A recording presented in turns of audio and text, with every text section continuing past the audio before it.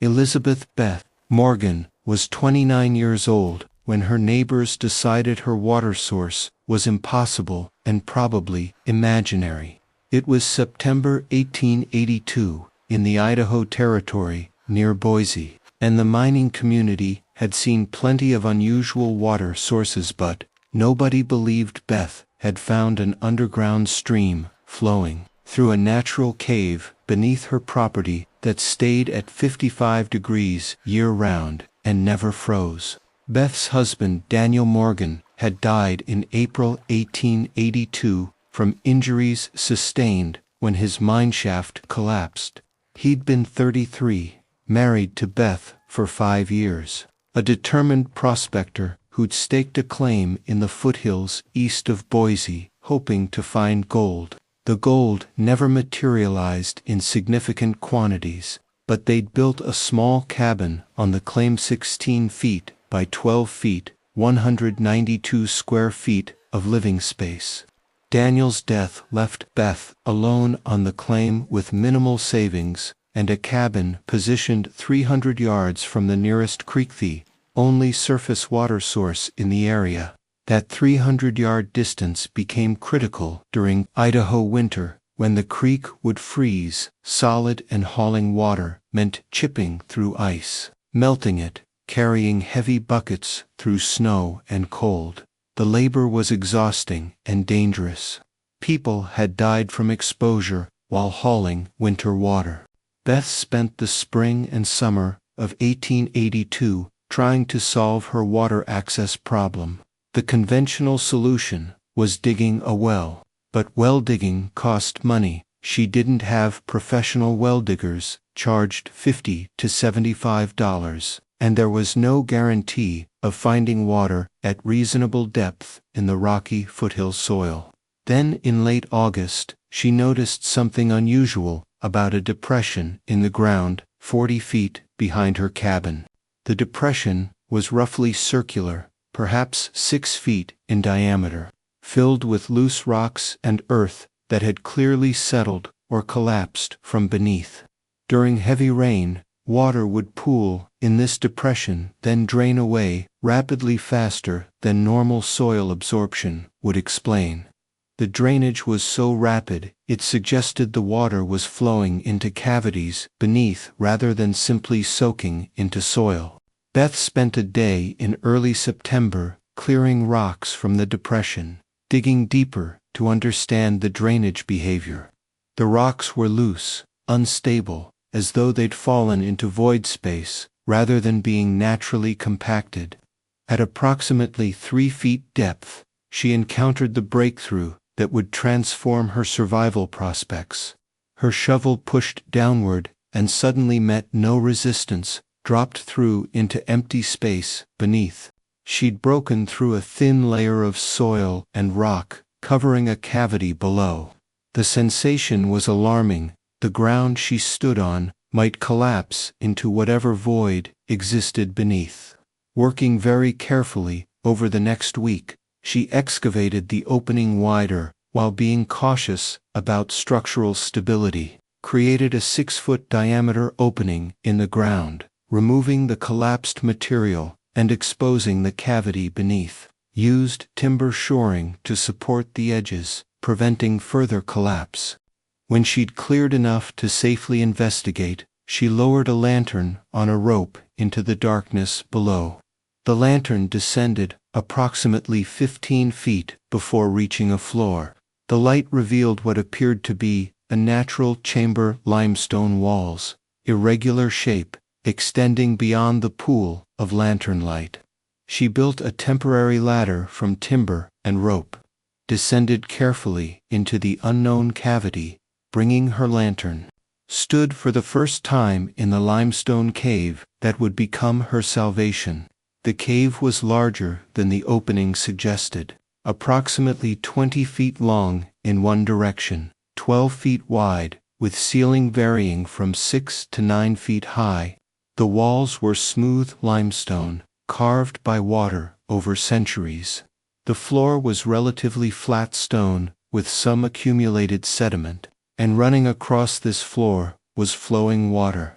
A stream, perhaps, 2 feet wide and 6 inches deep, entering the cave through a crack in the western wall, about 2 feet above floor level, flowing steadily across the limestone floor in a shallow carved channel, and exiting through a crack in the eastern wall.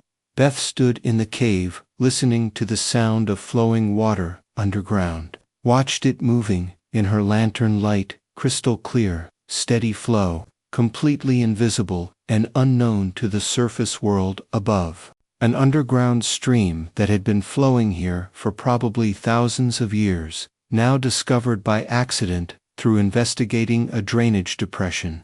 She had a thermometer Daniel had used for assaying work, descended with it on her second visit, tested the water temperature, dipped the thermometer into the flowing stream, watched the mercury rise and settle at 55 degrees Fahrenheit, tested the cave air temperature, 55 degrees throughout. The entire cave environment maintained constant 55 degrees. She visited daily for a week, testing temperature at different times of day, during warm weather and cooler weather. The cave temperature never varied, constant 55 degrees, regardless of surface temperature fluctuations. The thermometer in the stream read 54 to 56 degrees, essentially stable within measurement precision.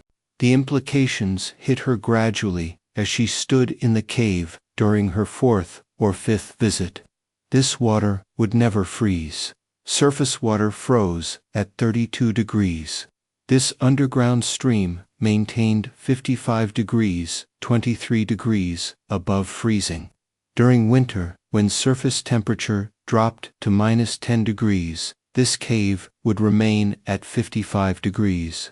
The flowing water would remain liquid and accessible. She wouldn't need to haul water 300 yards through snow and cold, wouldn't need to chip through ice, wouldn't need to melt snow or frozen chunks. She could descend 15 feet directly beneath her property and fill buckets with flowing warm water year-round. The discovery felt impossible, too fortunate, too convenient, but the physical evidence was undeniable. Flowing water, 55 degrees, underground cave with natural access depression. The geology had created exactly what she needed, and her investigation of the drainage anomaly had revealed it. The community's reaction when Beth explained her water source was immediate skepticism bordering on mockery. An underground stream flowing through a cave beneath her property, water that stayed at 55 degrees year-round. The whole story sounded like desperate fantasy or outright deception. Thomas Peterson, age 51, owner of a successful mine and informal leader of the Boise mining community, organized a visit in early September with 3 other miners to investigate Beth's claims and presumably expose the deception. They stood in Beth's yard as she explained the discovery.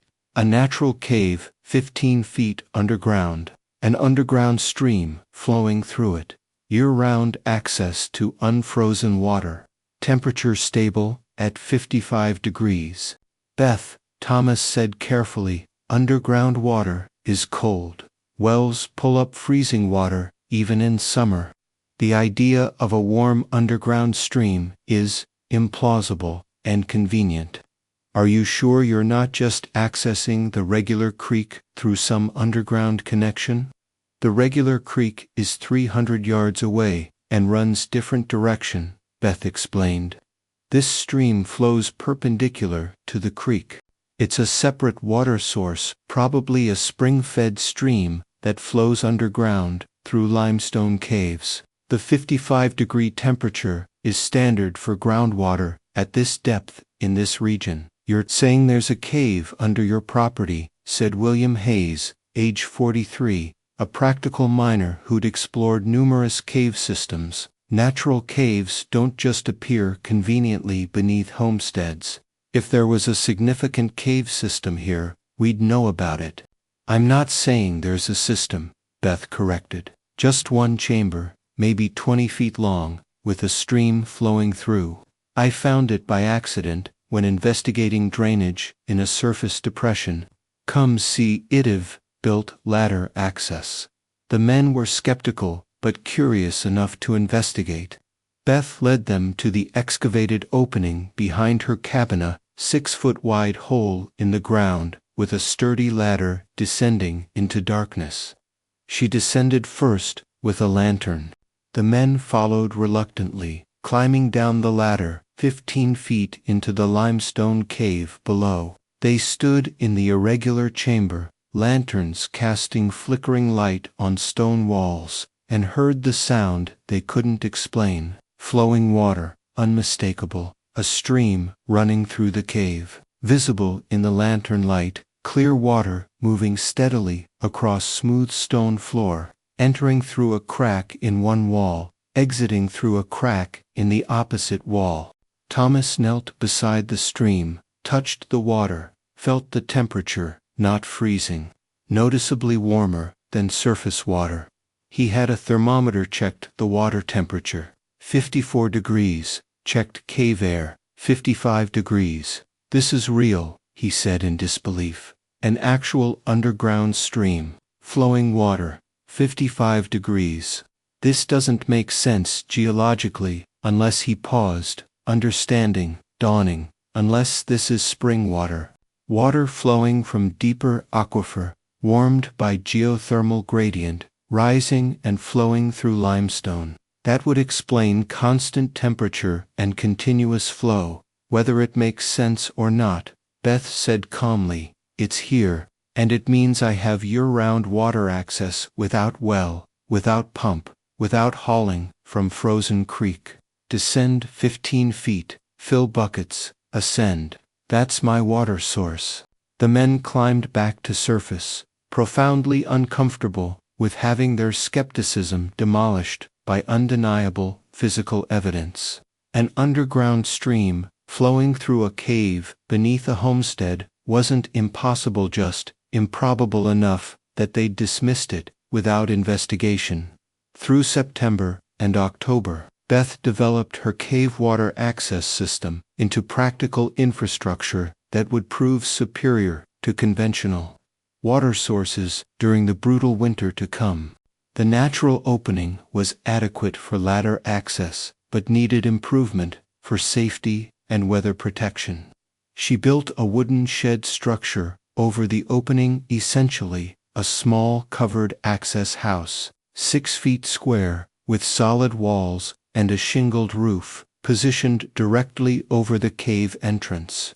The shed served multiple purposes: weather protection, preventing snow and rain from falling directly into the cave; security, keeping animals from falling into the opening; and temperature buffer, reducing heat loss from the cave during winter.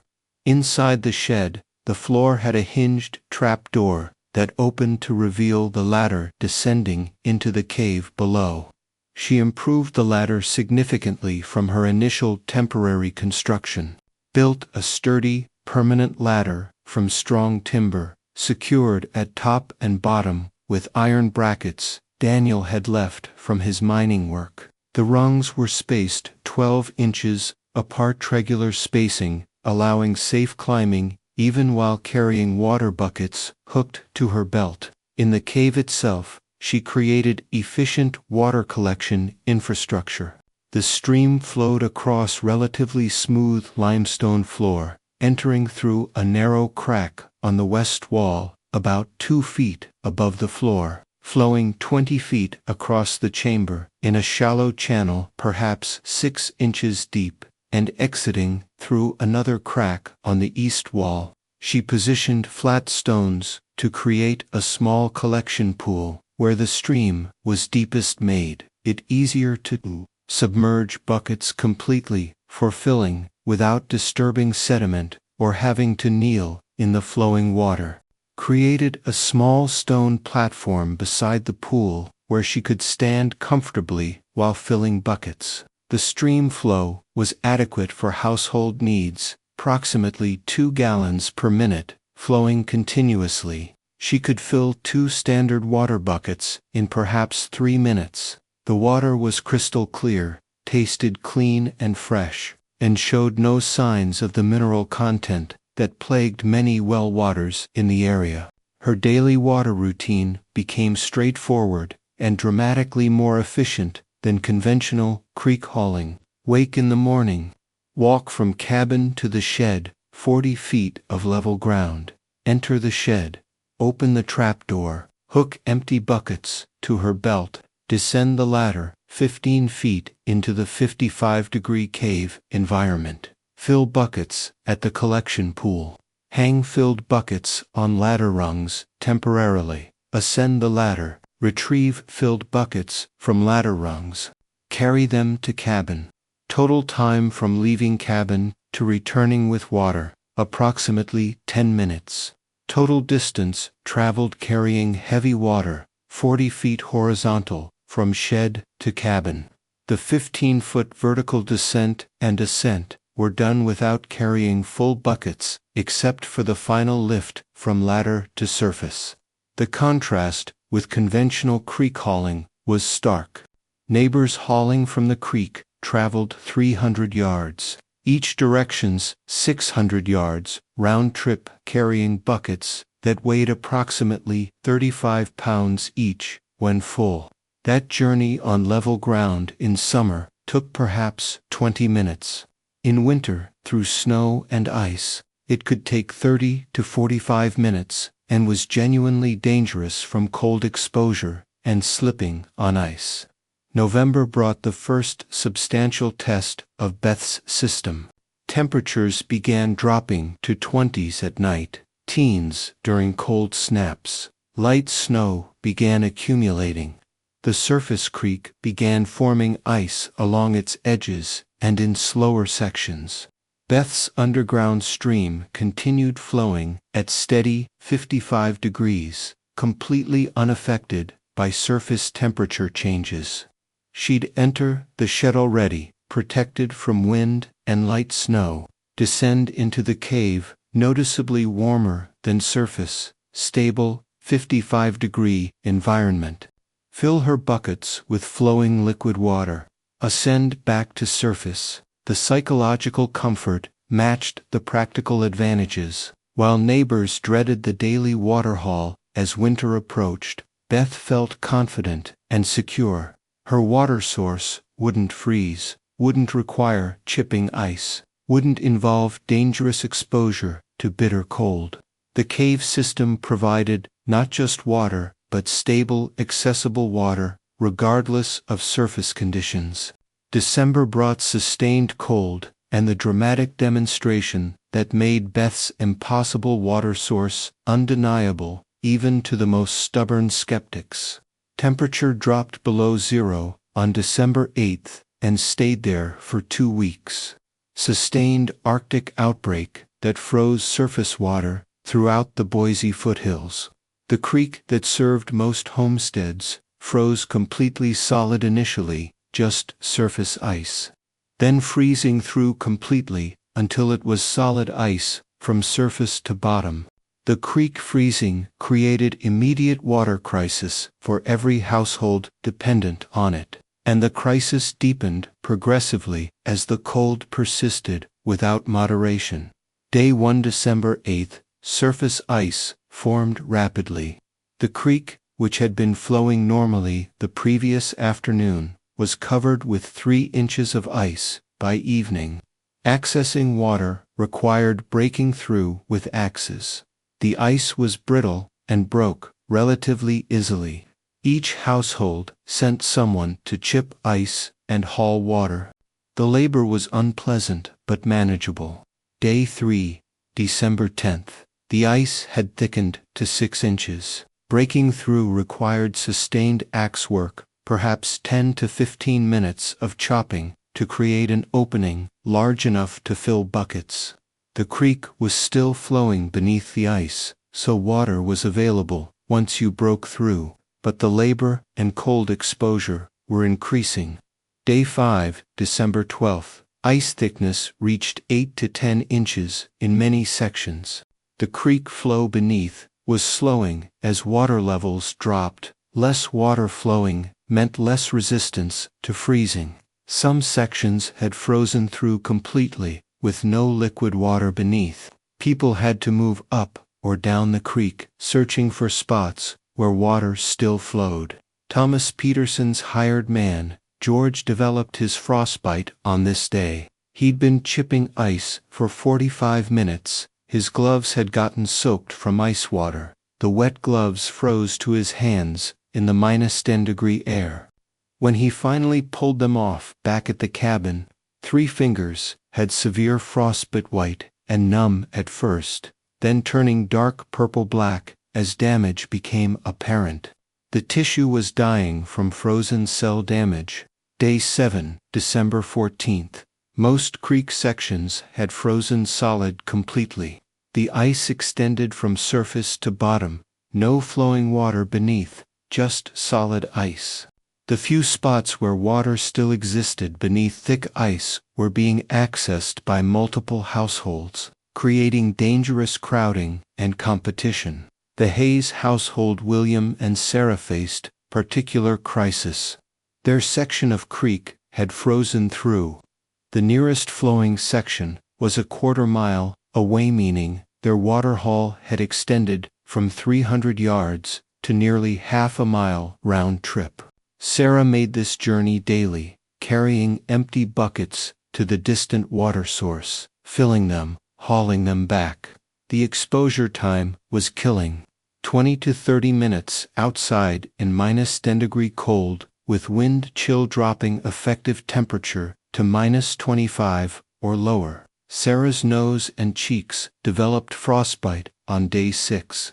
By day 7, the damage was severe, blackened skin, indicating deep tissue death. Her face would be permanently scarred. Day 90, December 16th, the Peterson household was melting ice instead of trying to access flowing water. George's frostbitten hand meant he couldn't chip ice safely. Thomas was occupied with mine work. They resorted to bringing ice blocks back to the cabin, melting them in large pots over the fire. Melting ice for water is devastatingly inefficient. Ice is less dense than water and contains air. A bucket of ice produces perhaps 2/3 bucket of water when melted.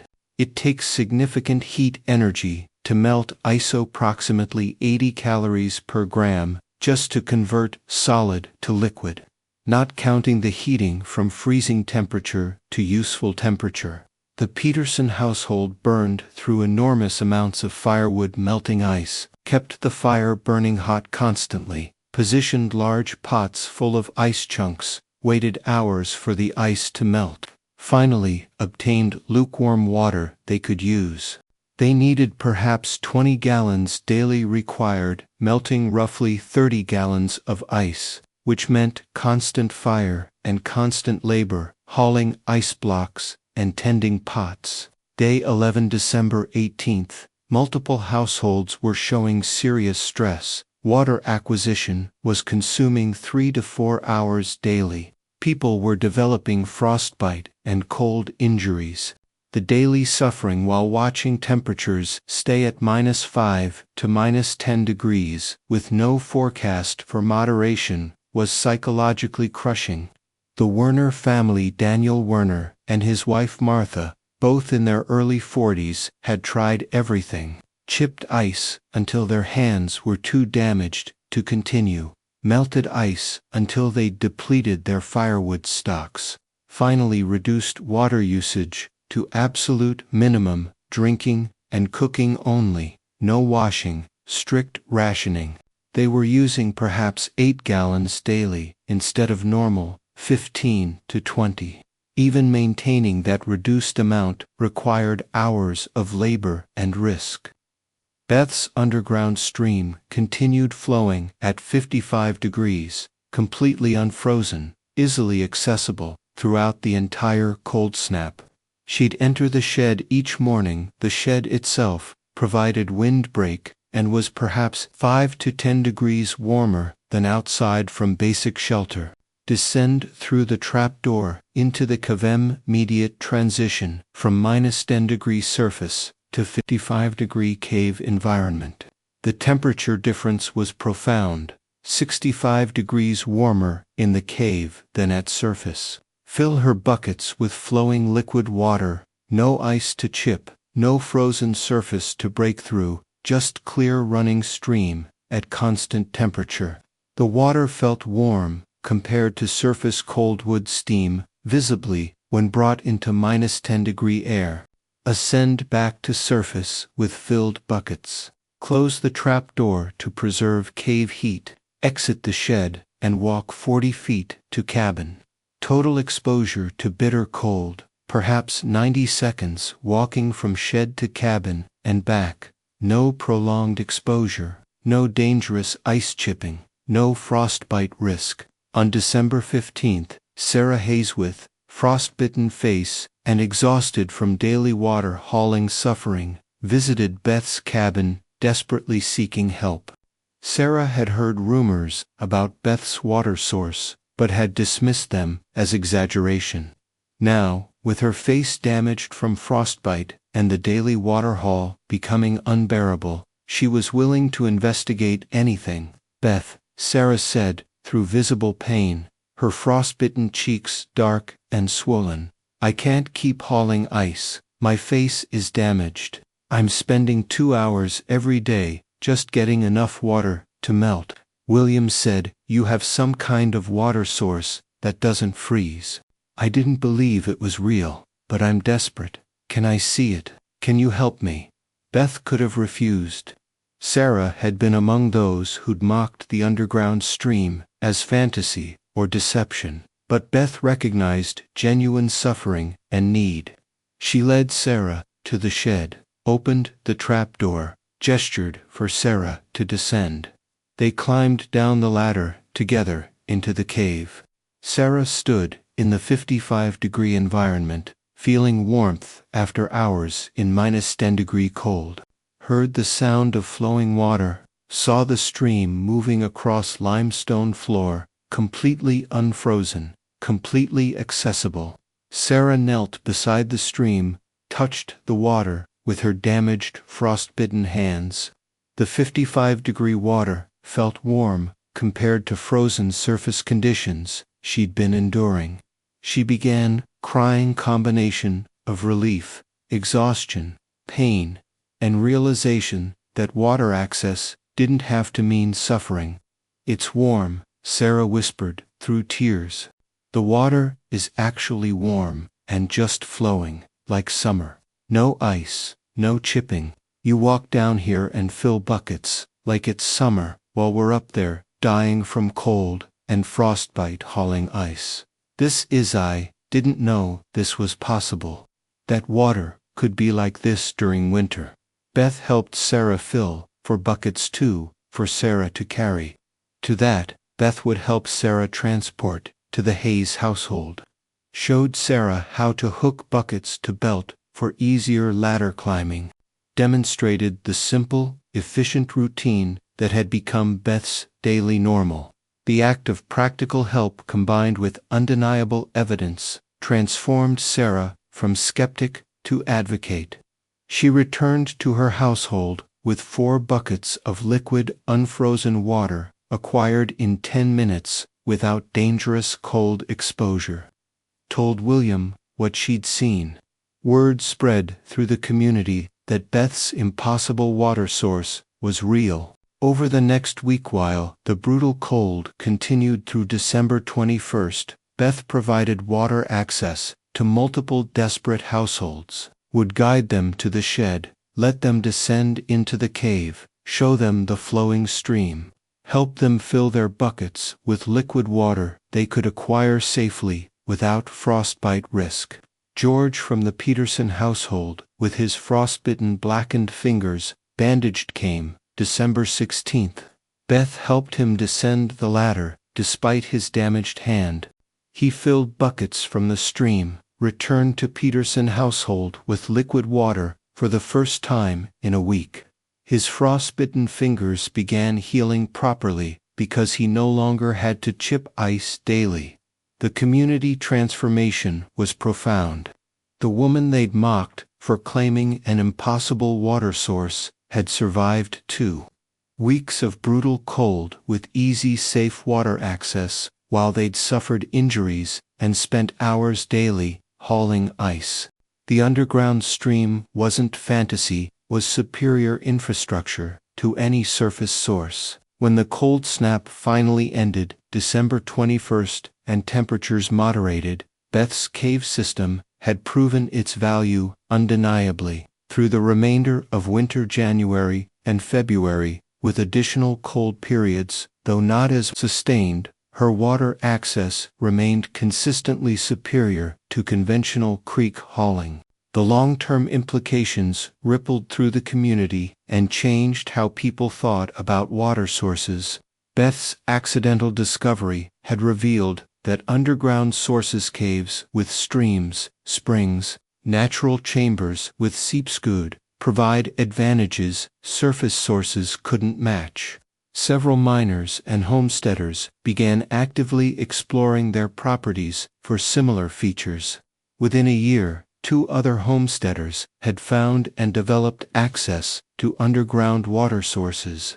Neither had streams as significant as Beth's, but both found natural springs in rock formations that provided liquid water year-round at stable temperature. Both credited Beth's discovery with teaching them that underground investigation was worthwhile. Michael Cooper, age 37, found a spring seep in a natural rock cavity 8 feet beneath his property. The seep provided approximately 1 gallon per 5 minutes slower flow than Beth's stream, but sufficient for household needs and completely reliable through winter. He excavated access and created a collection chamber following Beth's example. Daniel Werner, age 44, discovered a larger cave system with multiple chambers and a small pool fed by underground seepage. The pool maintained at 48 degrees year-round and never froze. He developed safe access and used it as primary water source. Beth became informal expert on underground water sources and safe cave access, would advise neighbors on investigating suspicious drainage patterns, recognizing geological indicators of cavities, safely excavating and accessing underground features. Her practical knowledge gained from necessity and accident became valuable expertise people sought.